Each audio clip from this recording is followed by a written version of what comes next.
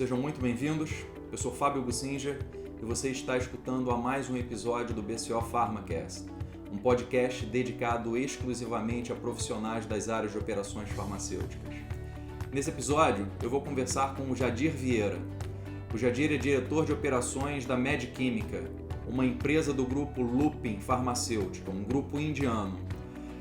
E a Medquímica é uma das empresas de maior produtividade relativa histórica do painel de competitividade BCO Pharma.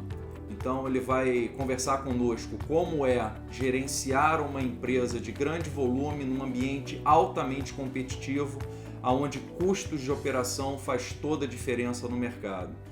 E como ele obteve essa alta produtividade. Além de contar para a gente como é fazer parte de um dos maiores grupos indianos de produção farmacêutica, o que ele aprendeu durante esse período de adaptação após a compra da Medquímica pelo grupo Lupin. Sem dúvida, um episódio com muito aprendizado. Chegou a hora das empresas acompanharem a tendência da transformação digital e abandonar os antigos métodos de treinamento e gestão do conhecimento. Com a plataforma QR Training, seus colaboradores têm acesso a todo o conhecimento necessário para executarem de forma rápida e precisa todos os procedimentos e processos operacionais da sua fábrica, incluindo aqueles pulos do gato que ficam registrados somente na cabeça das pessoas mais experientes. Tudo isso através de vídeos que ficam organizados em diretórios de conteúdo explicativo e que podem ser facilmente acessados em qualquer dispositivo móvel, através de uma simples leitura de QR Codes. Otimize o aprendizado dos seus colaboradores, oferecendo uma solução simples e intuitiva. QR Training, gerenciando o conhecimento e fazendo certo desde a primeira vez. Olá, sejam muito bem-vindos a mais um episódio do BCO PharmaCast. Hoje eu tenho o prazer de conversar com um amigo, Jadir Vieira, e ele já vai se apresentar, mas o Jadir é uma pessoa que, além da gente ter a mesma profissão e gostar de operações farmacêuticas, a gente tem em comum um hobby que é o motociclismo. Então, o Jadir é muito experiente no motociclismo, eu bebo dessa fonte, que agora é um novo hobby meu também. Bem, Jadir, muito obrigado por estar participando aqui conosco, é um prazer conversar com você. E tenho certeza que você tem muita coisa para agregar aí para quem está nos escutando do ponto de vista de gestão de operações, de uma operação envolvida num ambiente altamente competitivo, com preços e margens muito apertadas, e eu sei que vocês fazem parte do BCO Pharma há muitos anos, e vocês são uma das empresas que eu tenho contato, que eu vejo que mais utilizam os dados do BCO Pharma para uma série de análises. Então, essa conversa aqui com você vai ser muito útil. Eu vou começar pedindo para você se apresentar aí para o nosso público, o pessoal saber como é que você veio parar no setor farmacêutico, sua história profissional aí, depois a gente vai entrando nos temas específicos. Seja muito bem-vindo, meu amigo. Boa noite, Fábio. Muito prazer, muito grande estar aqui falando com você. E boa noite a todos aí que vão estar ouvindo a gente e dividindo com a gente um pouquinho de experiência, né? Eu falo que experiência é uma das poucas coisas que a gente não deve guardar nunca dentro da gaveta. Sem dúvida. A gente aprende muito mais transmitindo do que aprendendo. E é essencial a gente falar de produtividade. Eu comecei nesse ramo farmacêutico já tem 25 anos. Comecei como analista na Merck há vários e vários anos atrás. Estou na Medquímica, vai fazer 25 anos. Eu fiquei um ano na Merck, praticamente um ano na Merck, no Rio, e migrei para Juiz de Fora. Voltei para Juiz de Fora. Minha formação é farmacêutico, sou pós-graduado em gestão empresarial e engenharia de produção. Aí eu acho que já tem uma coisa boa a se falar. Link, né? Um link bom para se falar. Quando eu fiz engenharia de produção há 10 anos atrás, eu era o único farmacêutico da minha turma. E quando eu cheguei na turma, todo mundo era engenheiro. Todo mundo. Todo mundo me olhava, porra, a área de saúde, o que você está fazendo aqui? Aqui é um curso de engenharia de produção. Ninguém naquela época falava em farmacêutico fazer engenharia de produção. Ninguém naquela época, 10, 12, foram 12 anos atrás, conseguiu ainda captar o link do que estava por vir no mercado farmacêutico. E uma coisa que eu sempre falo com todo mundo que me pergunta, me pede opinião, eu sempre falo, busca uma pós fora da sua zona de conforto. Sem dúvida. É a primeira coisa que você tem que fazer. Eu quero me pós-graduar em microbiologia, eu quero me pós-graduar em gestão de qualidade, eu quero me pós-graduar em gestão farmacêutica, gestão de tecnologia farmacêutica. Excelente, ótimo, faça. Mas faça alguma coisa fora da sua zona de conforto. Faça alguma coisa que vai te abrir o seu leque, que vai abrir o seu horizonte. E quando apareceu essa oportunidade de fazer a pós-graduação de engenharia de produção, realmente começou a me mostrar que a produção farmacêutica não é simplesmente processo e qualidade. A produção farmacêutica é essencialmente qualidade, muito processo, mas cada vez mais produtividade. Claro. Principalmente nesse mercado extremamente competitivo, como você mesmo disse, que nós estamos de medicamento genérico. E aí, voltando um pouco do background, então, eu posso dizer que estou há 25 anos na mesma empresa, mas nunca na mesma área.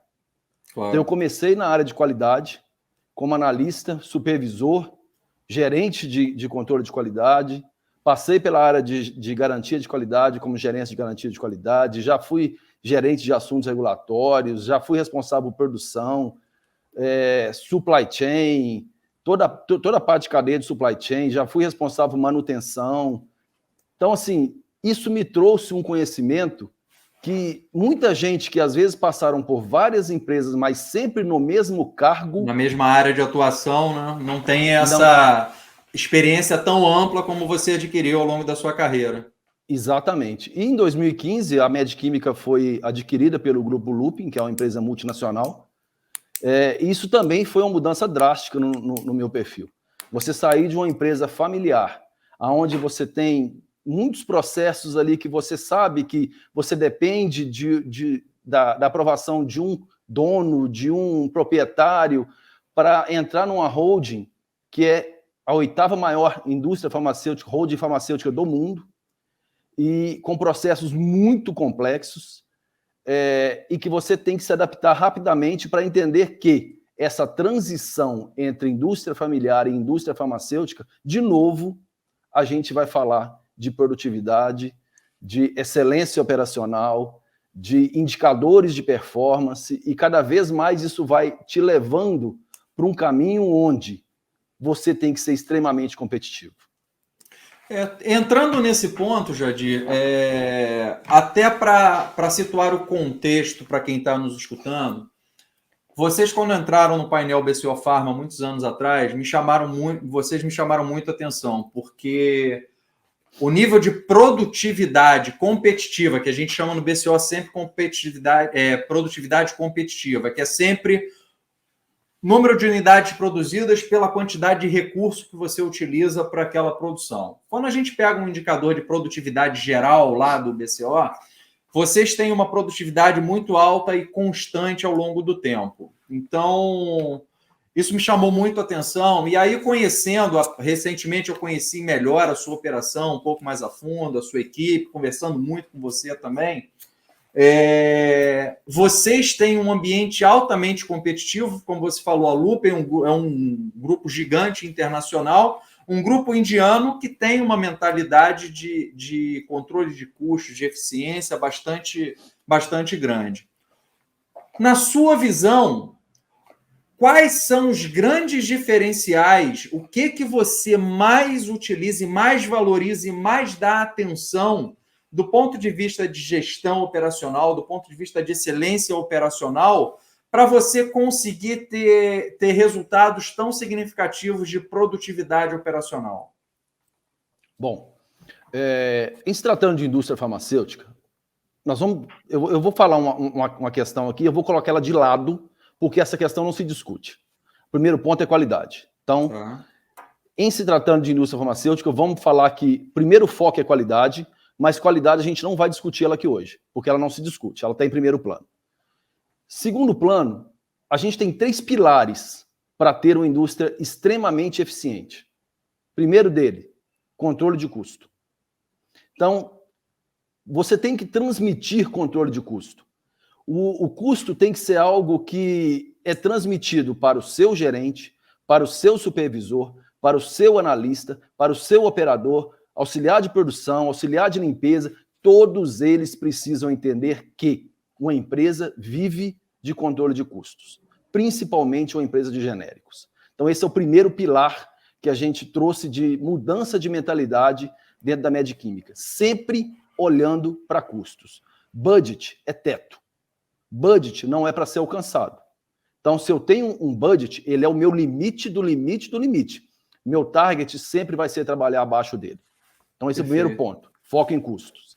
Segundo ponto, volume. Indústria farmacêutica, principalmente indústria de genérico, precisa ter o que a gente chama de break-even de volume.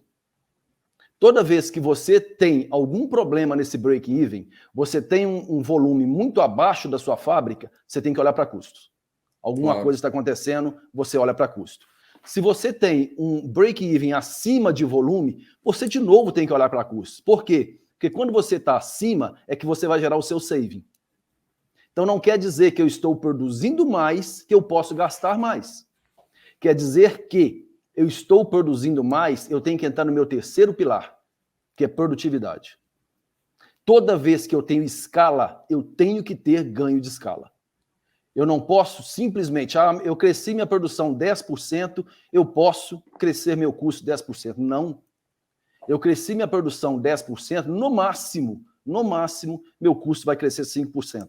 Isso é ganho de produtividade, ou ganho de escala. Na realidade, ganho de produtividade competitiva, né? Competitiva, exatamente o que você falou. Então, sempre que nós olhamos esses três pilares, você tem a sua fábrica sob controle. Se você controla seus custos, se você sabe o volume que você precisa para ter o break-even da sua fábrica, e você foca em produtividade, está aí a receita do sucesso. Perfeito. E eu vou colocar mais uma questão aí nesses pilares, que para mim flutua entre os três, que são pessoas. Quem move custo é pessoa, quem move produtividade é pessoa, quem estabelece regras de volume, KPIs, indicadores, são pessoas. Então, sempre envolva as pessoas em todas as decisões, nos seus pilares, nas suas atividades diárias. E é uma coisa interessante, você está falando sobre isso, a questão de pessoas, mas uma coisa que me chamou muito a atenção quando eu visitei a sua fábrica lá, e até você teve a gentileza de me proporcionar a oportunidade de participar de reuniões lá do dia a dia. Uma coisa que me chamou muito a atenção foi você estar presente em reuniões muito técnicas e discutir CPK, análise estatística de processo, resultado de processo ali com o grupo. E eu senti que o teu pessoal, a tua equipe, tinha um respeito grande pela discussão e gostava sempre de estar discutindo esses dados técnicos com o diretor da operação e tendo certeza, olha, o meu diretor sabe exatamente o que a gente está fazendo, como a gente está fazendo. Como é que você lida no dia a dia, do ponto de vista de liderança, em ser uma pessoa presente, em ser um líder estratégico, mas que tem o costume de discutir no detalhe até análises estatísticas de processo? Qual o valor que isso traz aí na sua gestão do dia a dia? Eu falo que em operações as coisas acontecem no Gemba. As coisas acontecem dentro da fábrica. E assim, uma coisa que eu faço questão, sempre que eu estou em Juiz de Fora, pelo menos 1-2 vezes por dia eu estou dentro da fábrica. Eu faço questão que as pessoas me vejam dentro da fábrica. Por quê? É o nosso drive que dá o drive do time. É o nosso peso, é a nossa força, é a nossa energia, é a nossa temperatura que dá a temperatura do time. O time precisa sentir que ele está sendo acompanhado e que o diretor da área, o responsável pela área, está ali no dia a dia com eles. Seja para discutir um assunto mais técnico, seja para comemorar uma conquista, seja para falar não, que é uma outra coisa muito importante que todo gestor tem que aprender a fazer. O gestor ele tem que saber falar não.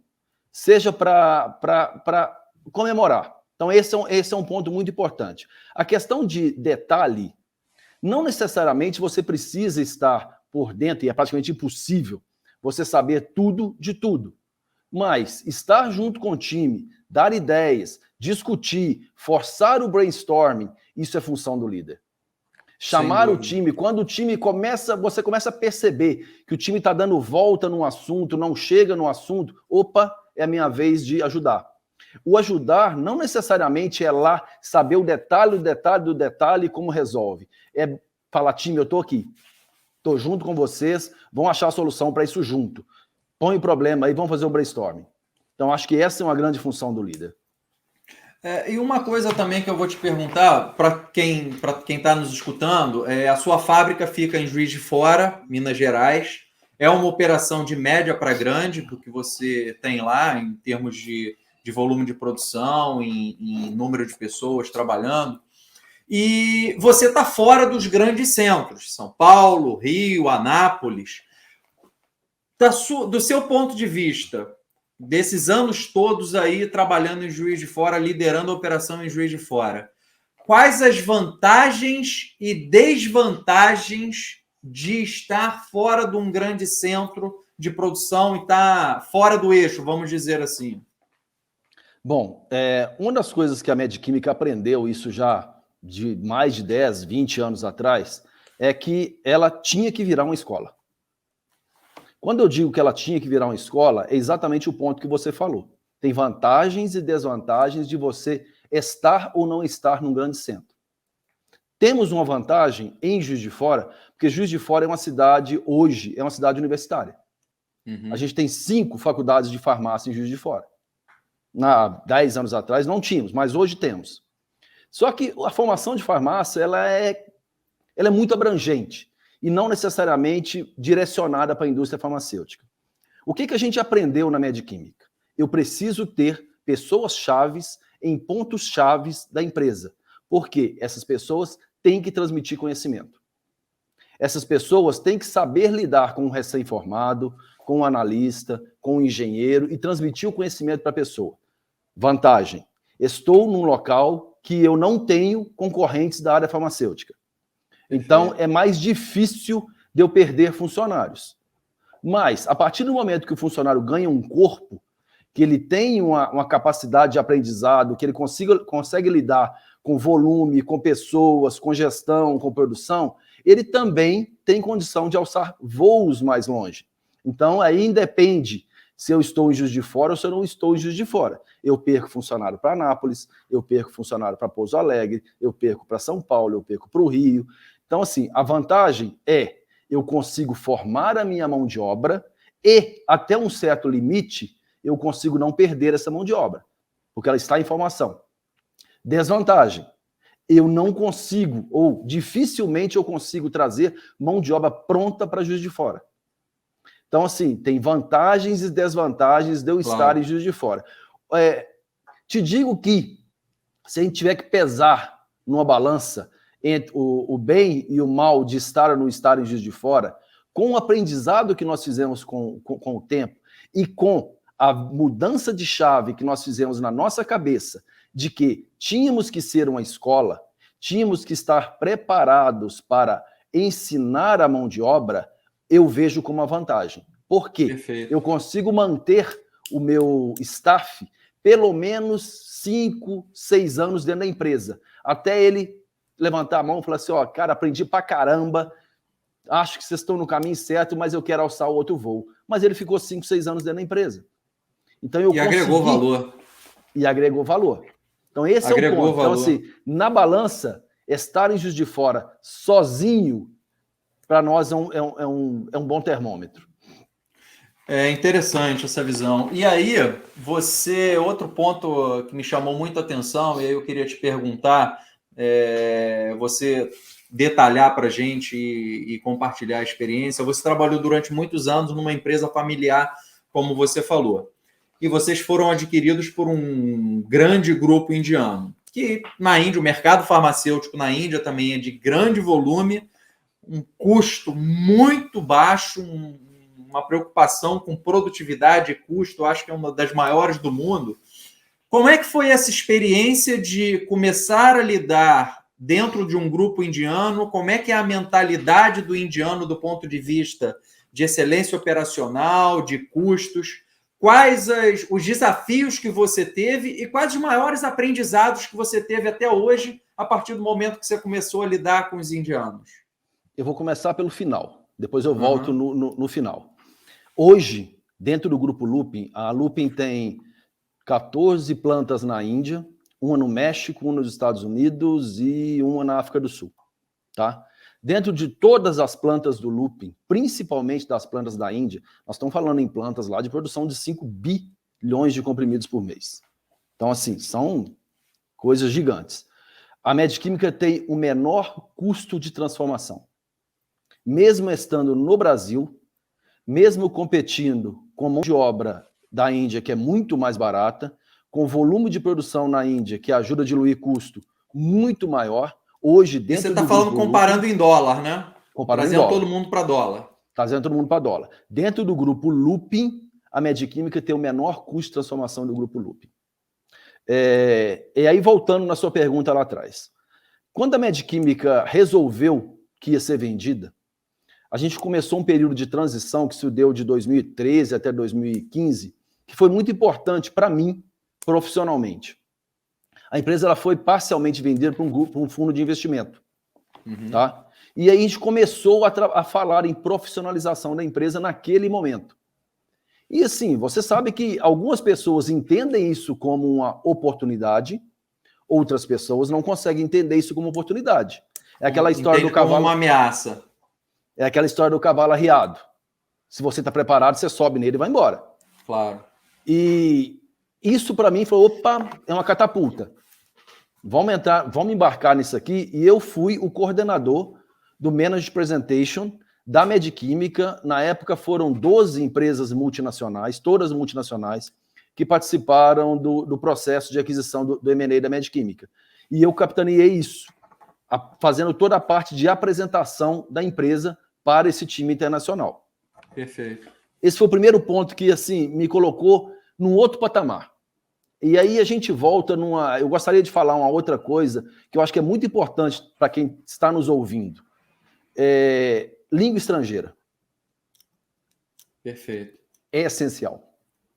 Hoje... É fundamental, né? Hoje não é nem mais vantagem competitiva. Isso daí é default. Ou você tem ou você está fora do jogo. Aquela história de, eu leio e escrevo. Esquece. Leio e escrevo, fica bonito no currículo. Na hora do tete-a-tete, na hora do...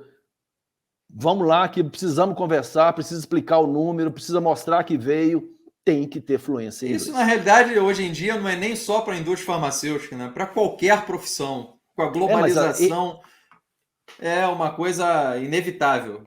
Mas essa foi uma das coisas que nós mais apanhamos enquanto time técnico da Mediquímica na transição para o grupo multinacional. A parte da comunicação. Os 2 primeiros anos foi assim, bem difícil de conseguir mexer na cabeça das pessoas. Gente, a nossa comunicação, o nosso report não é mais nacional. Então, tudo que nós tínhamos que preparar, tudo que nós tínhamos que planejar, apresentar, já tinha que ser num outro formato. E aí vem a questão do modelo indiano. O modelo indiano ele é um pouco peculiar. Um pouco peculiar, por que eu digo isso? Os caras são muito foda da indústria farmacêutica. Hoje eles têm o maior volume de produção farmacêutica do mundo. E eles foram muito inteligentes nisso lá atrás. Enquanto a Índia se especializou em grandes volumes em produção de API, enquanto a China se especializou em grandes volumes em API, a Índia olhou para aquilo lá atrás e falou assim, eu não vou dar conta de competir com a China. O que a Índia fez? Eu vou me especializar. Eu vou me especializar em quê? Em APIs de menor escala, em especialidades farmacêuticas mais complexas. E é onde a Índia está sendo o celeiro do mundo de especialidades farmacêuticas mais complexas. Praticamente 100% de todas as grandes multinacionais farmacêuticas do mundo têm fábrica na Índia. Então, agora, nesse ponto aí, qual você acha que é o maior diferencial competitivo de quem está trabalhando com operações na Índia? Boa pergunta. Os caras são muito bons em volume. Existem dois tipos de produção farmacêutica na Índia. Existe a produção para o mercado interno, que é, assim, coisa assombrosa de volume. Nós estamos falando de 1,3 bilhões de pessoas. Então, assim, o volume é muito grande. E nós temos as fábricas que são focadas em exportação na Índia. Elas estão nichadas em alguns pontos específicos da Índia. Então, assim, eu tive oportunidade, isso foi bastante enriquecedor para mim, de visitar os dois extremos dentro da Lupin. Fábricas focadas no mercado nacional, onde a produtividade é gigantesca, mas os caras, eles não têm muito cuidado com não tem muita tecnologia embarcada, não fazer ao menor custo possível para atender a exigência daquele mercado, não colocar um centavo a mais desnecessário para encarecer o produto para aquele mercado. Exatamente. E também tem o outro lado da fábrica especializada, por exemplo, em mercado americano, que é um outro tipo de mercado. O que a Lupin fez? E aí eu acho que foi um diferencial competitivo da Lupin. A Lupin conseguiu juntar as duas coisas numa mesma situação. Ela trouxe aquilo que ela tinha de muita tecnologia embarcada, de volume de produção, juntou com qualidade e competitividade que ela trazia para o mercado americano. E hoje, das 14 fábricas da Lupin, 10 são tipo exportação. Então, os caras conseguiram agregar as duas coisas dentro da mesma fábrica. Então, você tem baixo custo e muita qualidade embarcada. E aí você tem um excelente produto em condição de ser colocado à disposição no mundo inteiro. E esse diferencial eles estão trazendo para o Brasil. Não adianta, mas no Brasil dá para fazer um pouquinho diferente. Não. A régua é essa, porque você tem que estar pronto para fazer para aqui, para o México, para os Estados Unidos, para a Europa, para exportar para a Índia, se for o caso. A Medquímica foi a primeira fábrica fora da Índia autorizada a fazer tech transfer de produto da Índia para o Brasil. Parceiros que a Índia tinha, que tinham produtos produzidos na Índia, que eram vendidos no Brasil, hoje são atendidos pela Medquímica. Então, assim, nós tivemos que provar, desde o primeiro dia da aquisição, esse diferencial competitivo. Não foi fácil. Te digo que demorou 2 anos para eles conseguirem entender que realmente a gente tinha uma fábrica de alta competitividade no Brasil. E inclusive isso casa com que do episódio aí da semana passada que a gente lançou a entrevista com o Alejo Palacios, e ele falou exatamente sobre isso. Falou, olha, minha experiência lá com os indianos, porque ele faz parte agora do board, do conselho de uma empresa indiana, e ele compartilhou uma experiência de uma empresa na África do Sul também, aonde ele falou, olha, claramente, os indianos, eles estão colocando fábricas, equipamentos, de acordo com o mercado que aquela linha vai atender. Não que você não tenha qualidade, mas é o mínimo de custo possível para ser competitivo naquele mercado. Ele deu um exemplo da Glatt, que numa mesma fábrica, numa mesma empresa, numa fábrica, os equipamentos da Glatt eram fabricados na Índia. Em outra fábrica, que exportava para mercados mais complexos, tinha os equipamentos da Glatt fabricados na Alemanha. Mesmo tipo de equipamento, mas com uma sofisticação menor de tecnologia e a um custo muito menor. Então, o custo de depreciação que vai no mesmo produto, mas para mercados diferentes, é completamente distinto. E a gente vê aí no Brasil, eu acho que é um aprendizado, quando a gente vai em muitas fábricas que exportam, o produto da exportação para mercados de competitividade de custo muito alto é o mesmo equipamento, extremamente caro, extremamente complexo, que passa para você atender um mercado que tem um nível de exigência muito maior. E aí você nivela por cima os seus custos para todos os mercados. Agora, uma pergunta de curiosidade. Só voltando a essa questão de equipamento, que eu acho que é bastante importante também. O que a gente aprendeu muito? A Índia, por se especializar em produção farmacêutica de grande escala, ela tem muita tecnologia de fabricação de equipamentos. E aí tem, de novo, tem equipamentos de alta tecnologia, tem equipamentos de média tecnologia e tem equipamentos de baixa tecnologia. O que foi um diferencial muito importante para nós?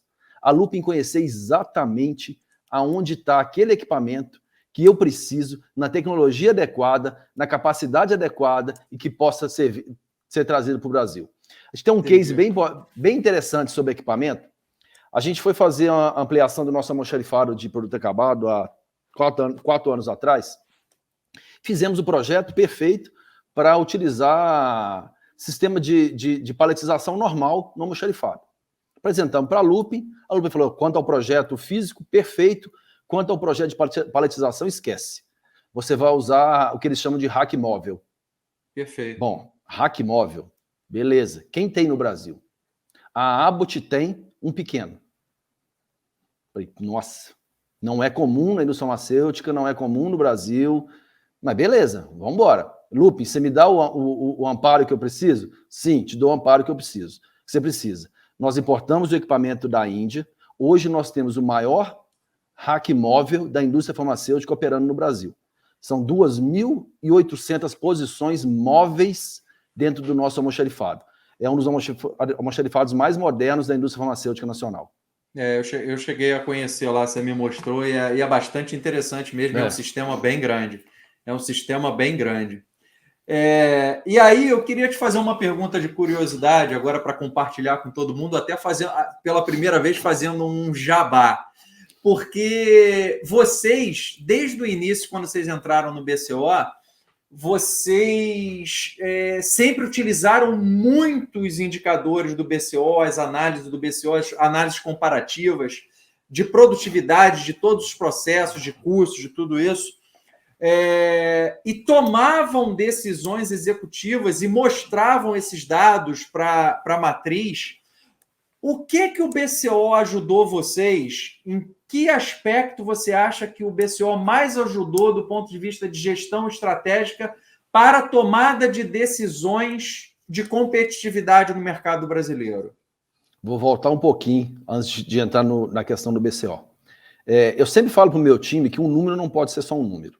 Uhum. Eu não posso ter um indicador. O indicador é bonito, beleza, eu vou medir OEE porque é bonito, porque todo mundo mede. Não. Se você entrar nessa de que você precisa ter um monte de indicadores, um monte de números, e você não utilizá-los na prática, não utilizá-los de maneira a ter um diferencial competitivo com esses números, esquece, você vai estar só gerando um número. Esse é o primeiro ponto. Então, para a sua gestão, você precisa ter indicadores confiáveis. Eu falo para o meu time que o único na empresa que pode fazer conta de padaria sou eu. Nenhum outro número pode ser número mais ou menos. 2 mais 2 tem que ser 4. Então, assim, se a gente vai tomar decisão em cima de números, os números têm que estar perfeitos em condições de tomar decisão. Ponto. Essa é uma situação sobre indicadores e KPIs. Depois a gente pode até voltar nesse tema, que eu acho que esse tema é interessante. Sobre o BCO Pharma, Fábio, o que eu posso te dizer?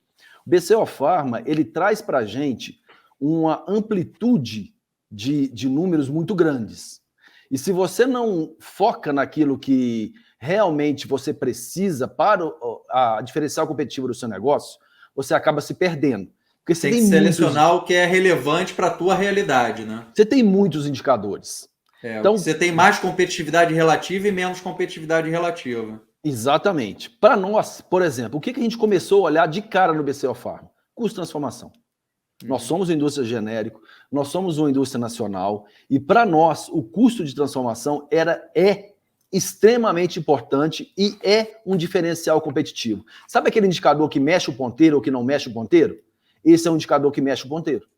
Perfeito. E quando a gente começou a trazer isso, o número do BCO, para nos comparar com relação ao mercado, trazer indicadores disso para dentro da fábrica, as pessoas começaram a perceber, opa, aquilo que eu meço aqui, mexe o ponteiro ali, traz resultado para o caixa da empresa aqui, gera EBITDA lá em cima, ou lá embaixo, dependendo da forma que você quer olhar o P&L. Uhum. Então, esse foi o maior diferencial do BCO Pharma. Mostrar para nós quais são os indicadores que mexiam o ponteiro competitivo da empresa, onde eles mexiam o ponteiro competitivo da empresa e onde eu podia apertar o botão aqui ou ali para ser mais ou menos competitivo. Isso o BCO Pharma é excelente para fazer. Perfeito.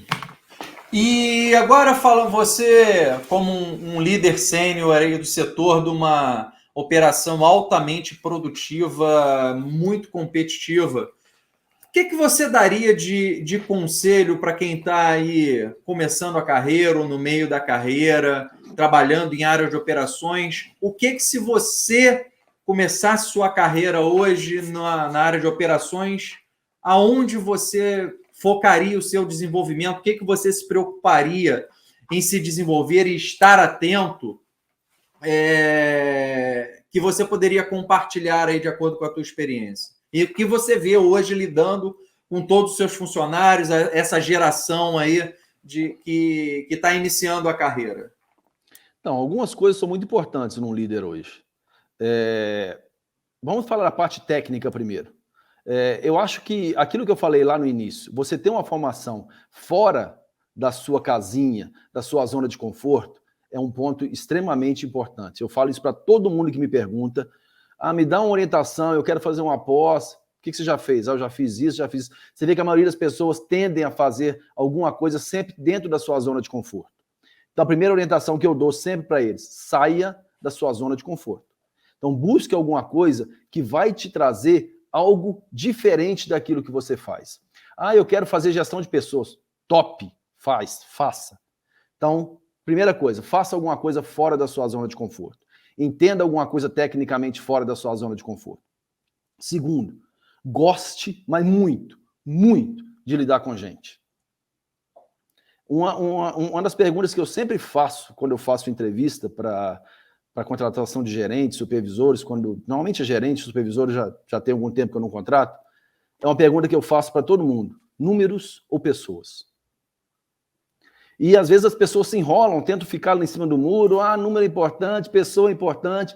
Falei, cara, pessoa é importante, o número é consequência. Sem dúvida. Então, foque na gestão de pessoas. Isso é cada vez mais. Por que cada vez mais? Cada vez mais essa geração, que foi o termo que você usou aí, tem se mostrado com necessidade de ter uma gestão mais próxima. De você mostrar para ele, poxa, me ajuda aqui, eu vou com você ali, o que você quer, o que você vislumbra na frente, vamos tomar decisão junto. Eles demandam muito isso.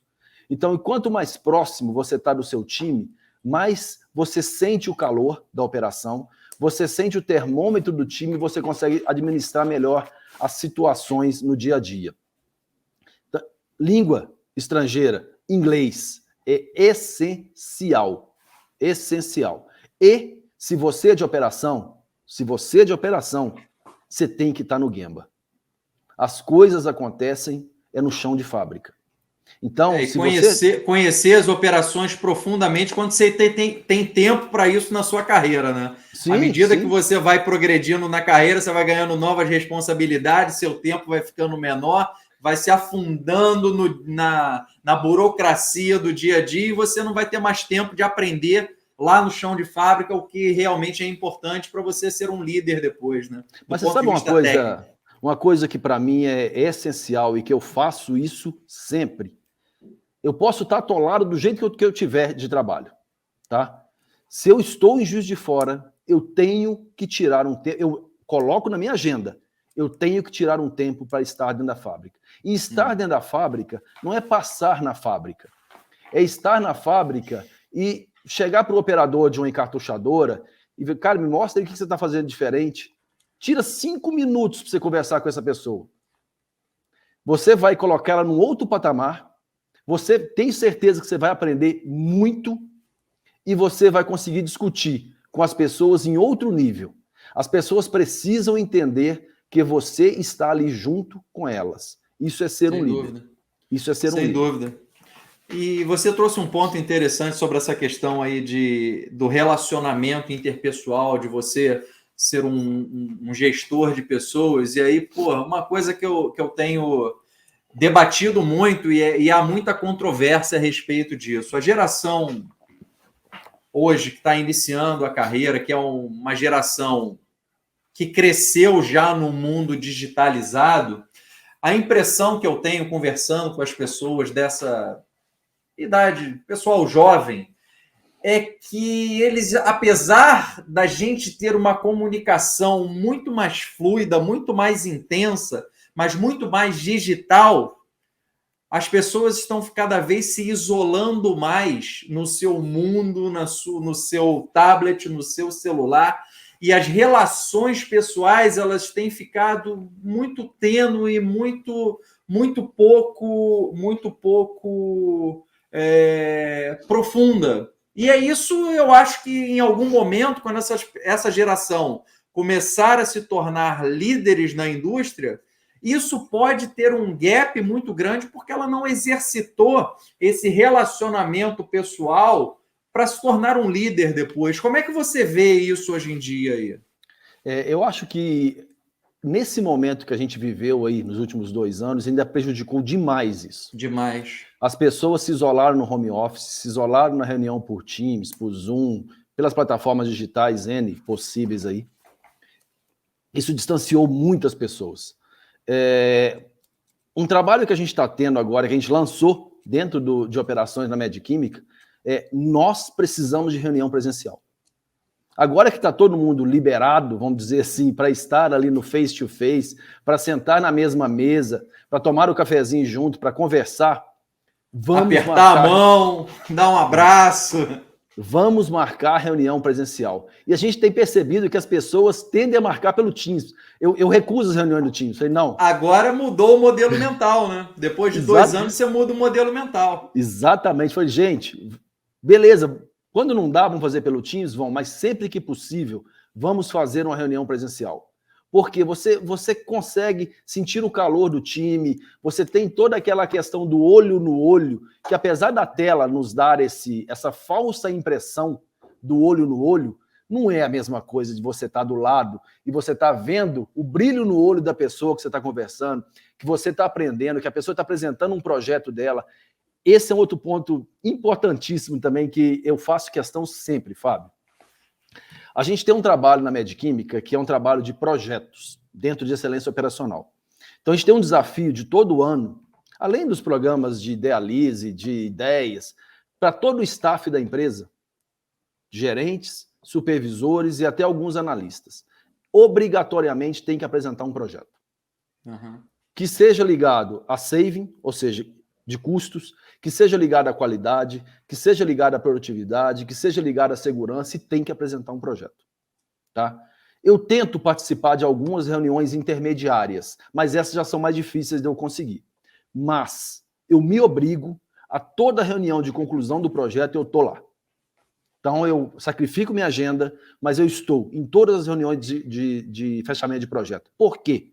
O analista, o supervisor, até o gerente, quando você está lá do lado dele, quando ele percebe que você está ali dando força para ele, que você comprou a ideia do projeto dele, que você vai parabenizar, que você vai confraternizar com ele aquele projeto, o cara muda completamente. É uma motivação completamente diferenciada, né? Uma motivação completamente diferenciada. E a gente tem visto assim, resultados assim, fantásticos de projetos que você olhava assim, gente, como é que o cara pensou isso? E eu nunca pensei isso na minha vida com 25 anos de experiência.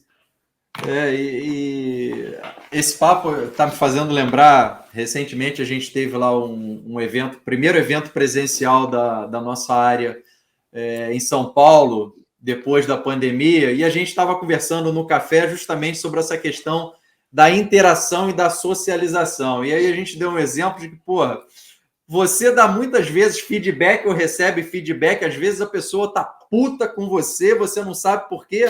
Não é numa reunião por Zoom que isso vai ser resolvido. É quando você tá no cafezinho ou tá tomando um chopp depois do trabalho, foi, porra, cara, eu fiquei puto contigo por causa disso.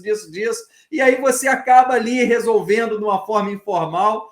Se tiver só Zoom, se tiver só o mundo digital, esse tipo de interação, de conversas informais, difíceis, não vão acontecer. Então, sem dúvida, eu acho que vai vir um momento pós-pandemia aí de ambiente híbrido. Vai ter Sim. a facilidade do digital, que facilitou muita coisa, mas também tem que ter a interação pessoal, porque isso é fundamental para a formação das relações e formação da liderança também. Né? Não tem como você formar bons líderes só através da tela do computador. Não, impossível. Uma coisa que você falou que é bastante importante também, feedback. O feedback formal, aquele que você recebe uma vez por ano, que você dá uma vez por ano, 2 vezes por ano, ou 3, dependendo da empresa, é extremamente importante. Não estou desmerecendo nunca isso, não. O feedback informal, se a pessoa consegue transmitir esse feedback de uma forma correta, e a pessoa que está recebendo começa a entender que feedback não acontece simplesmente no tete-a-tete, um na frente do outro, que o feedback acontece no corredor, que o feedback acontece numa sala de reunião, que o feedback acontece do lado de uma máquina, a quantidade de informação importante que acontece em um feedback informal, às vezes é infinitamente maior do que a quantidade de informação que a pessoa recebe no feedback formal. Então isso é muito importante também. Isso que você está falando é fundamental e eu, durante a minha carreira executiva, eu sempre fui um líder que eu me atentei muito para essa questão de feedback. E eu falava para as pessoas da minha equipe, do ponto de vista de formação de liderança, eu falava, olha, a gente vai ter aqui a revisão de metas anual, você vai fazer a avaliação dos seus funcionários, isso é importante e tal.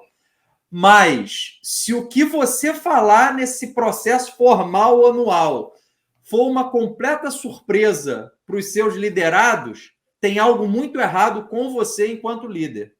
Não pode ser uma surpresa que a pessoa só vai escutar aquilo que você não está satisfeito ou que você está satisfeito numa reunião anual. Isso tem que ser um processo contínuo ao longo do ano, que no final do ano você senta, formaliza aquilo como um processo da companhia, mas ele vai ser muito mais saudável e vai agregar valor se isso não tiver surpresas quando você sentar com o cara para formalizar isso.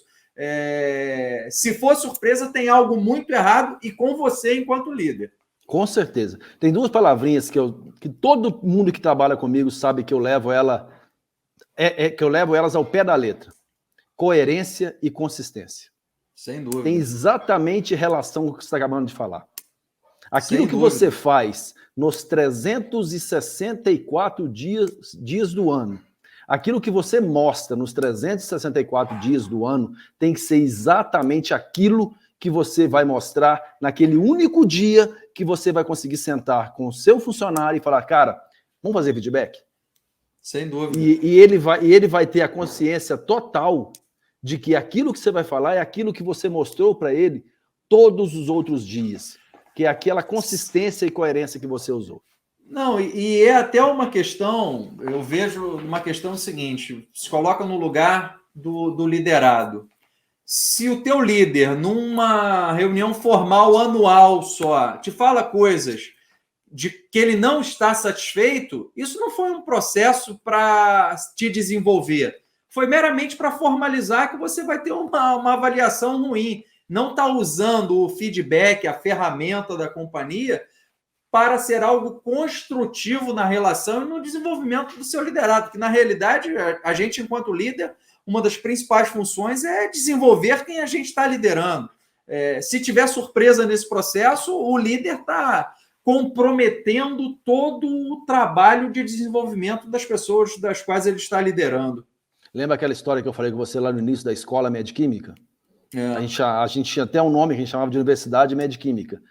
É uma universidade de líderes. A gente tem essa função, enquanto líder, de transmitir conhecimento, de ensinar gestão e de estar do lado das pessoas o tempo todo. Esse é o grande charme de liderar. Na realidade, esse é o mais importante, né? Se resumir tudo, é o que é mais importante, pô. Eu falo assim, o tempo que você tem para dedicar ao processo é muito pouco. Agora, o tempo que você é obrigado a dedicar às pessoas tem que ser muito grande. Porque as pessoas vão fazer o processo. Se as pessoas comprarem a sua ideia, se as pessoas entenderem que você está junto, se as pessoas se motivarem pela sua ideia, pelo seu projeto, cara, é tudo muito mais fácil. Sem dúvidas. Eu falo que voltando à questão da produtividade, da melhoria contínua, eu falo que você sabe, só de pisar dentro de uma empresa, você consegue sentir a excelência operacional dentro da empresa. Você consegue sentir se aquela empresa vive melhoria contínua. Porque você percebe nas pessoas, você percebe nos indicadores que estão em quadros, você percebe no operador da máquina, você percebe só de olhar para o equipamento, você vê se o equipamento está bem cuidado ou não.